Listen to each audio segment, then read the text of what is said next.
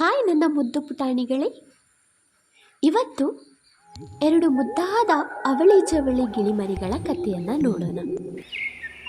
ಒಂದಾನೊಂದು ಕಾಲದಲ್ಲಿ ಎತ್ತರವಾದ ಮರವೊಂದರ ತುದಿಯಲ್ಲಿ ಒಂದು ಸುಂದರವಾದ ಹೆಣ್ಣು ಗಿಳಿ ತನ್ನ ಅವಳಿ ಜವಳಿ ಮರಿಗಳೊಂದಿಗೆ ವಾಸವಾಗಿತ್ತು. ಒಮ್ಮೆ ತಾಯಿ ಗಿಳಿ ಆಹಾರವನ್ನು ಹುಡುಕಿಕೊಂಡು ಆಚೆ ಹೋಗಿದ್ದಾಗ ಒಬ್ಬ ಬೇಟೆಗಾರ ಮರ ಹತ್ತಿ ಗಿಳಿಗೂಡಲ್ಲಿದ್ದ ಮರಿಗಳನ್ನು ತೆಗೆದುಕೊಂಡು ಹೋದ. ಅವನ್ನು ತನ್ನ ಚೀಲದೊಳಗೆ ಹಾಕಿಕೊಳ್ಳುವಾಗ ಒಂದು ಗಿಳಿಮರಿ ತಪ್ಪಿಸಿಕೊಂಡಿತು. ಇನ್ನೊಂದನ್ನು ಬೇಟೆಗಾರ ತನ್ನ ಮನೆಗೆ ತೆಗೆದುಕೊಂಡು ಹೋದ. ಅದೇ ದಾರಿಯಲ್ಲಿ ಹೋಗುತ್ತಿದ್ದ ಸಾಧು ಒಬ್ಬ ಗಿಳಿ ಹೀಗೆ ತಪ್ಪಿಸಿಕೊಂಡದ್ದನ್ನು ನೋಡಿ ತನ್ನ ಆಶ್ರಮಕ್ಕೆ ತೆಗೆದುಕೊಂಡು ಹೋದ. ಹೀಗೆ ಒಂದು ಗಿಳಿಮರಿ ಬೇಟೆಗಾರನ ಹತ್ತಿರ, ಮತ್ತೊಂದು ಗಿಳಿಮರಿ ಸಾಧುವಿನ ಹತ್ತಿರ ಬೆಳೆದವು.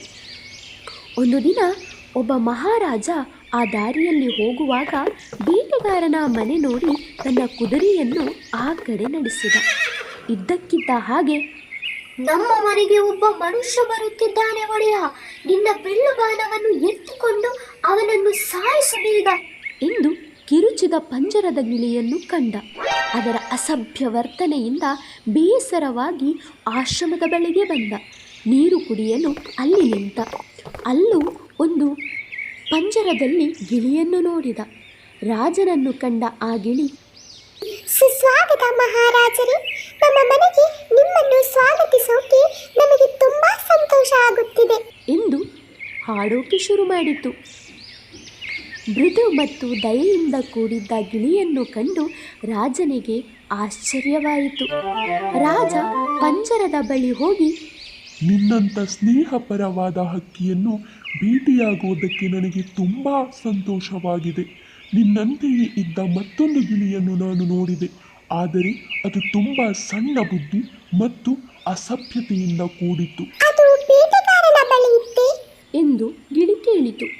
ಹೌದು, ಅವನ ಹತ್ತಿರವಿದೆ, ಆದರೆ ಅದು ನಿನಗೆ ಹೇಗೆ ತಿಳಿಯಿತು ಎಂದು ರಾಜ ಕೇಳಿದ. ಗಿಳಿಯು ಬೇಟೆಗಾರ ತನ್ನ ಸಹೋದರನನ್ನು ಕೊಂಡೊಯ್ದ ಕಥೆಯನ್ನು ಹೇಳಿತು. ಬೇಟೆಗಾರ ತುಂಬ ಅಸಭ್ಯವಾಗಿರುವುದರಿಂದ ತನ್ನ ಸೋದರನ ಸ್ವಭಾವವು ಮಾರ್ಪಟ್ಟಿದೆ ಎಂದು ಹೇಳಿತು. ಗಿಳಿಯ ಉತ್ತರದಿಂದ ಸಂತೋಷಪಟ್ಟ ರಾಜ ಆ ಗಿಳಿ ಮತ್ತು ಆಶ್ರಮವನ್ನು ಹೊಗಳುತ್ತಾ ಅಲ್ಲಿಂದ ಹೊರಟ. ಈ ಕಥೆಯ ನೀತಿ: ಸಜ್ಜನರ ಸಂಘ ಒಳ್ಳೆಯದನ್ನೇ ಮಾಡುತ್ತದೆ, ಅಲ್ಪರ ಸಂಘ ಅಪಮಾನವನ್ನುಂಟು ಮಾಡುತ್ತದೆ. Thanks for watching. Please give this video a like would be appreciated. Subscribe.